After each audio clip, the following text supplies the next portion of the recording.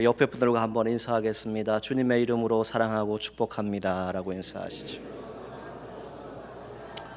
한 번 더 인사하겠습니다. 주님의 십자가 사랑 은혜 충만하게 받으세요 라고 인사하시죠.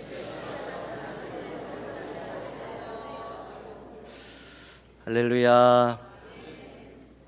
며칠 전에 우리 시찰에 있는 목사님들의 모임에 잠시 참여했었습니다.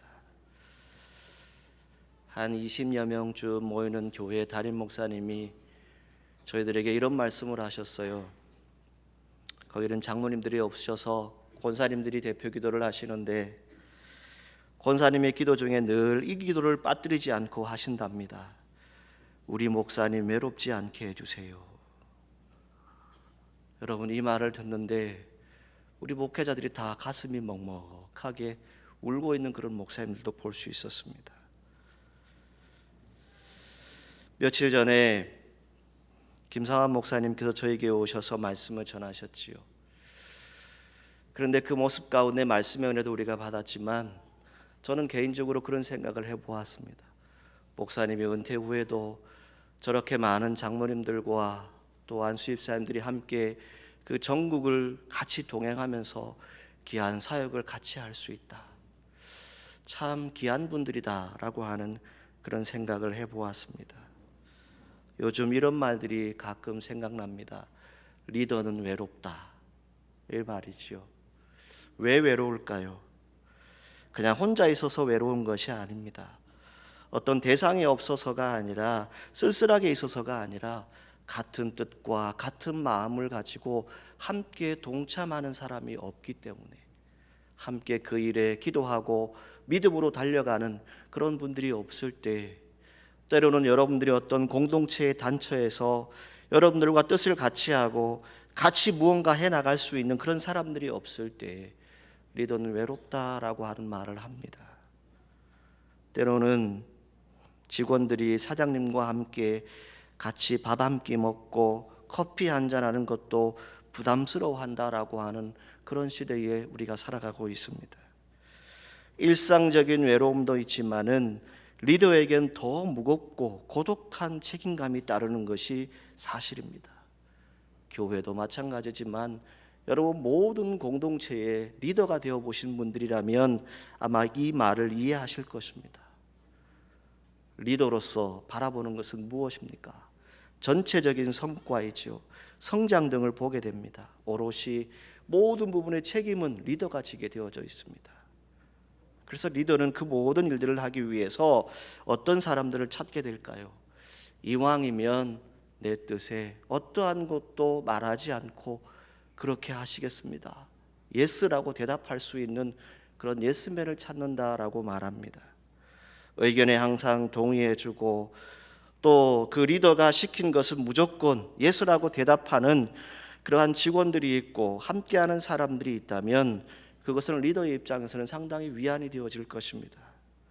그런데 어떤 공동체이든지 간에 그 운명이 달린 어떤 중대한 결정을 내려야 하거나 그 리더의 의견은 어떠한 뜻이든 간에 항상 옳고 그 리더의 지시사항에 대해서 무조건 따라야 하는 그러한 풍조가 아니라 지금은 어떠합니까? 그냥 내 일만 하면 된다, 내 자리만 지키면 되지 라고 하는 시대에 우리가 살아가고 있지요. 그래서 아마 리더가 외롭다 이런 말들을 하는 것 같습니다. 그래서 리더라면 모두들 어느 정도 공감할 수 있는 그러한 이야기입니다. 그래서 오늘 이 시대는 외로움에 지쳐서 고독사하는 사람들이 늘어나고 있습니다. 이것이 단지 어르신 세대뿐만이 아니라 우리의 다음 세대 젊은이들도 이러한 것을 겪고 있는 시대에 우리가 살아가고 있습니다. 또 한 가지 이런 말을 생각해 보았습니다. 가제는 개편이다 라고 하는 말이죠. 모양이나 형편이 서로 비슷하고 인연이 있는 것들끼리 모여서 서로 잘 어울리고 사정을 도와주고 감싸주기 쉬움을 비유적으로 이루는 말입니다. 한 뜻 한 마음이 되고 한 신념과 한 행동을 가지고 일치하는 것이 되었을 때 그 단체는 반드시 성장하게 되어져 있습니다. 성공하게 되어져 있습니다. 그러나 그 리더의 뜻에 반영하게 되고 그것이 불일치가 되는 일들이 자꾸 생기게 되면 그 단체는 성공할 수가 없습니다. 바람이 불기 시작합니다. 때로는 여러분 앞에 큰 파도가 몰아칠 수도 있습니다.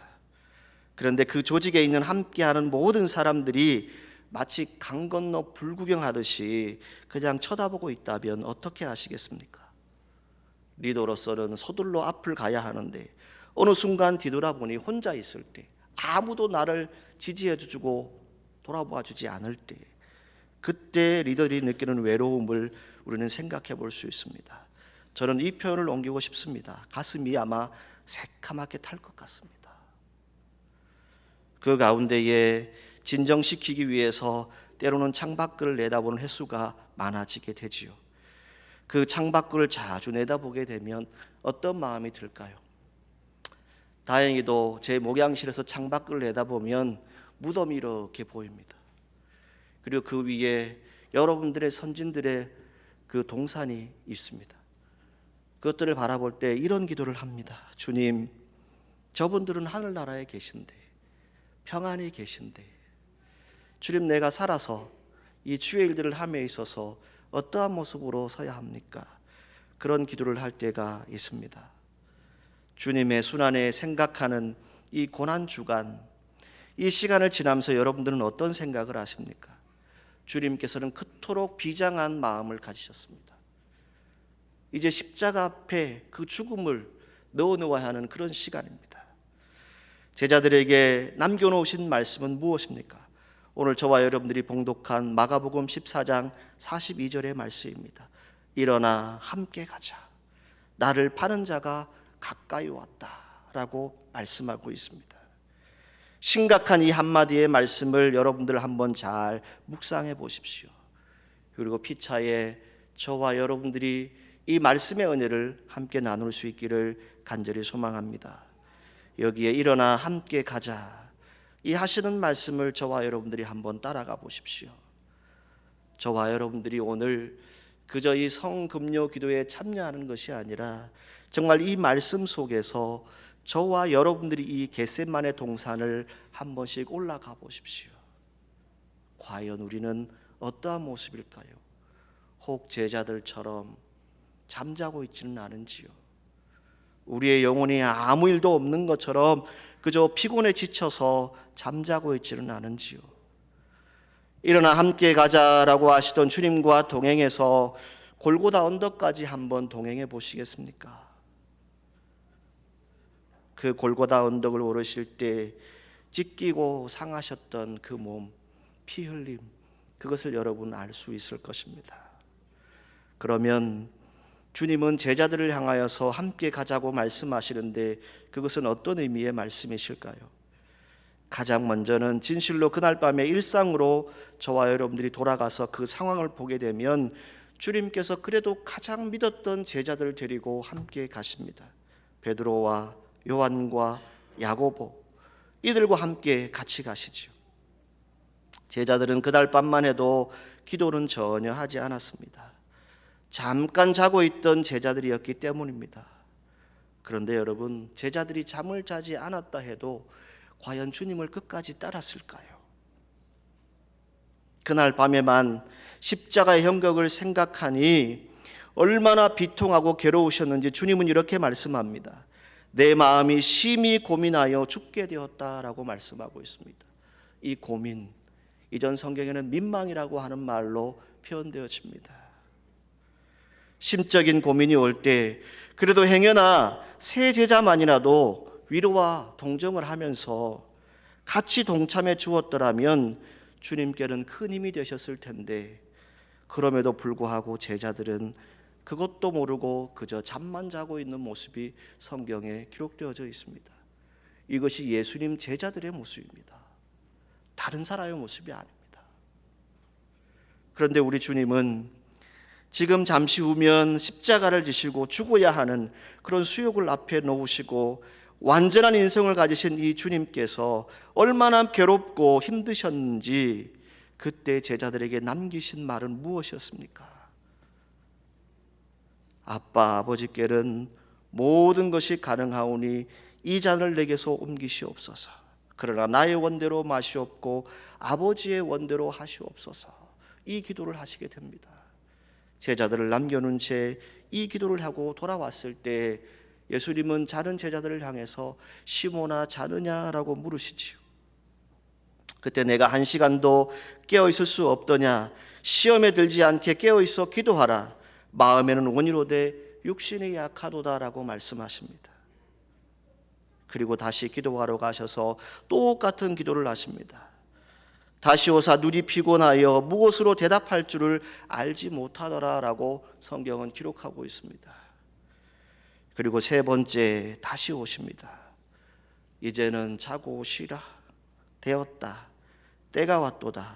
보라 인자가 죄인의 손에 팔리느니라 라고 말씀합니다. 여러분과 제가 벌써 이 성금요 기도에 참여하게 되는 것이 3년째입니다. 이 시간을 지나면서 여러분 참으로 우리는 주님을 따른다고 하면서도 시시각각으로 늘 주님을 배반하는 때가 얼마나 많습니까? 기도해야 하는데 기도하지 않습니다. 우리가 기도해야 함에도 불구하고 잠자고 있다는 것이지요. 그러면서 잘한다고 말합니다. 서로의 마음이나 괴롭히기를 원하고 때로는 주님의 심정을 괴롭게 하는 그런 행동을 혹시나 행하지 않았습니까? 얼마나 많은지 모릅니다. 아니 우리는 때로 주님의 마음만 아프게 하는 것이 아니라 주님을 다시 십자가에 못 박는 그런 일들을 행하고 있을지도 모릅니다. 참으로 우리 주님은 어떤 주님이셨습니까? 저와 여러분 같지 않습니다. 너그러우셨습니다. 받아주셨습니다. 그리고 측량할 수 없는 사랑으로, 형용할 수 없는 사랑으로 인간으로서는 도저히 감당할 수 없는 그 큰 사랑으로 제자들을 다시 일으키십니다. 그리고 일어나 함께 가자라고 말씀합니다. 이것은 어떤 의미가 있습니까? 27절 말씀을 보시게 되면 예수께서 제자들에게 이르시되 너희가 다 나를 버리리라. 이런 기록된 바 내가 목자를 치리니 양들이 흩어지느니라 라고 말씀하십니다. 이 말씀이 응한 것처럼 29절에 베드로가 무엇을 말합니까? 혹 그런 일이 있다 할지라도 모든 사람들이 다 예수님을 버린다 할지라도 나는 그렇지 않겠습니다 라고 고백을 하는 것이 성경에 기록되어집니다. 소위 우리말로 호언장담을 하는 것이죠. 다른 사람들은 그렇게 해도 나만은 주님을 따르겠습니다. 그것을 말씀합니다. 31절에 보니까 모든 제자도 이와 같이 말했다라고 성경은 기록하고 있습니다. 다른 제자들도 그렇게 호언장담했다는 겁니다. 그런데 이제 겟세마네 동산으로 그 모든 군병들이 몰려오는 것을 보았을 때 일어나 함께 가자라고 말씀하시는 그 주님의 말씀은 무엇입니까? 다 버릴지라도 나는 그렇지 않겠습니다. 모든 제자들이 장담을 했습니다. 맹세를 했지요. 그것을 한번 실천해 보라는 말씀입니다. 오늘 저와 여러분 입으로 신앙생활 하십니까? 아니지요. 우리에게는 실천이 있어야 합니다. 우리에게는 정말 주님을 따를 수 있는 용기가 있어야 합니다.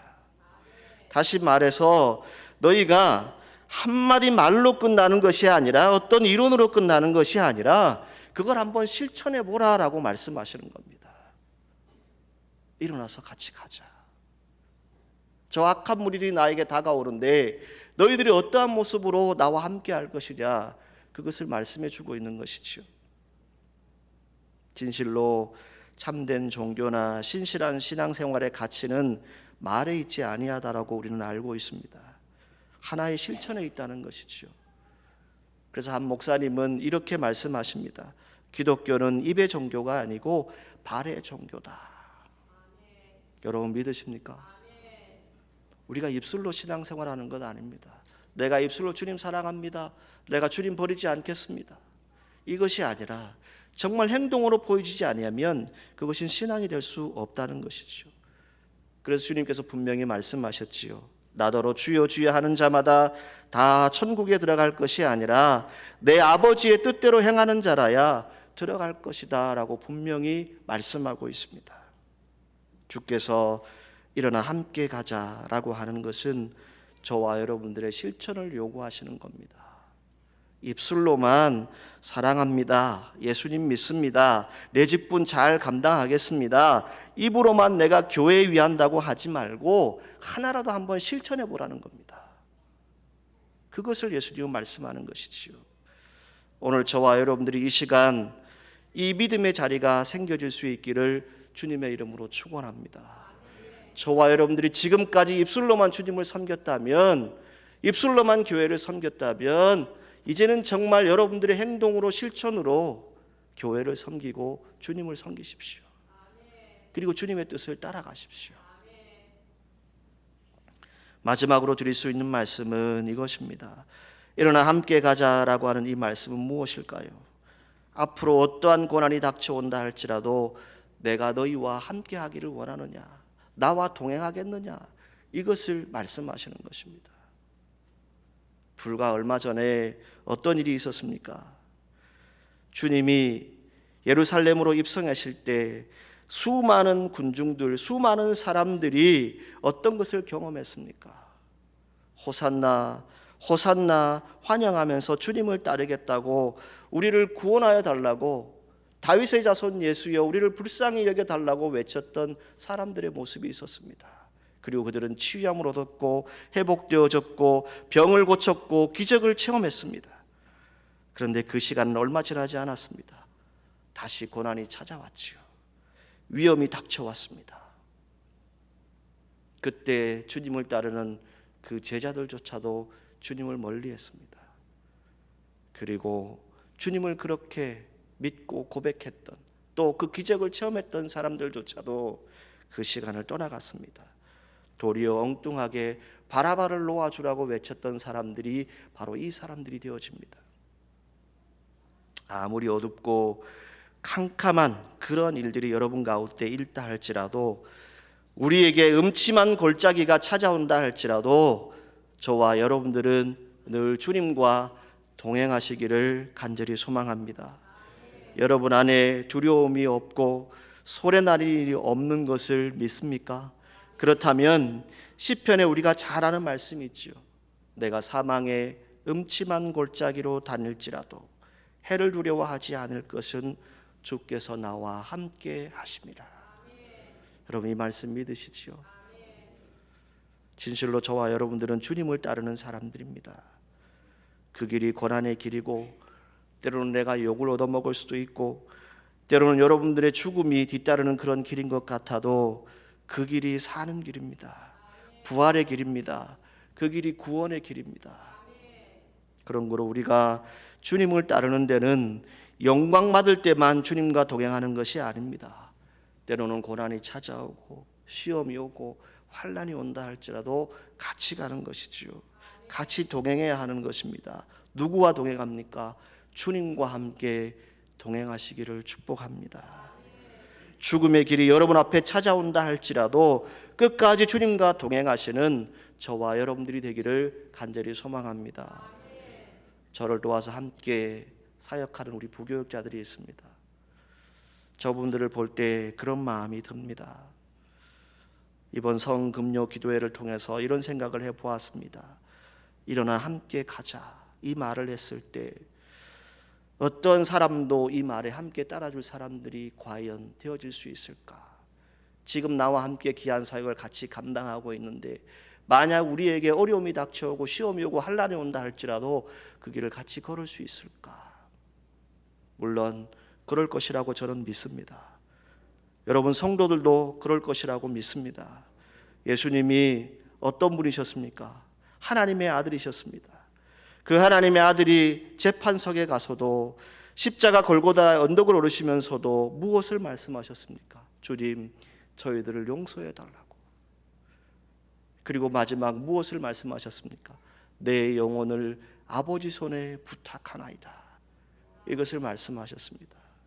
여러분, 우리가 사천읍교회 공동체로 함께 만났습니다. 저는 이 겟세마네 기도를 묵상하면서 그런 생각을 해보았습니다. 왜 주님이 이렇게 성경에 세 번이라고 하는 숫자를 이렇게 많이 기록해 놓았을까? 우리가 세상을 살면서도 3, 3번이라고 하는 말을 하는데 왜 이것을 계속해서 말씀하고 있을까? 예수님을 그렇게 사랑했지만 배신하고 배반하고 도망갔던 그 제자, 예수님을 3번 부인합니다. 예수님은 똑같이 다시 묻습니다. 뭐라고 묻습니까? 내가 나를 사랑하느냐? 내가 나를 사랑하느냐? 내가 정말 나를 사랑하느냐? 그것을 3번 똑같이 물으십니다. 여러분, 우리가 그저 입술로만 내가 평생을 살면서 죽도록 충성하겠습니다, 아니요. 주님의 십자가의 은혜가 없이는 우리는 충성할 수 없습니다. 헌신할 수 없습니다. 여러분 안에 은혜가 있기를 원합니다. 우리 공동체가 슬프든 괴로우든 좋을 때든 기쁠 때든 그 은혜를 생각하면서 우리가 함께 귀한 공동체를 이루기를 주님의 이름으로 축복합니다. 주님과 동행하는 생활 다른 것에 있지 않습니다. 주님의 은혜를 보답하는 것이지요. 그리고 그 축복된 생활을 함께 하는 것입니다. 우리 사천읍교회 공동체가 어떠한 일이 있다 할지라도 주님께서 기도를 부탁하시면 일어나서 함께 깨어서 기도하는 공동체가 되기를 주님의 이름으로 축복합니다. 시대가 악하여졌다, 시대가 혼란하다, 많은 사람들이 말하고 있습니다. 그 이유 가운데 무엇이 있을까요? 오늘도 한 글을 읽다가 그런 글을 보았습니다. 오늘날 한국교회의 문제 무엇일까?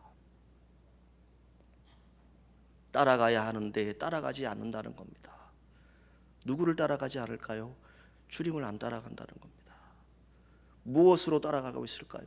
세상의 논리와 가치, 기준, 내가 가지고 있는 교양으로, 내가 가지고 있는 가치관으로 주님을 따르고 있다는 겁니다.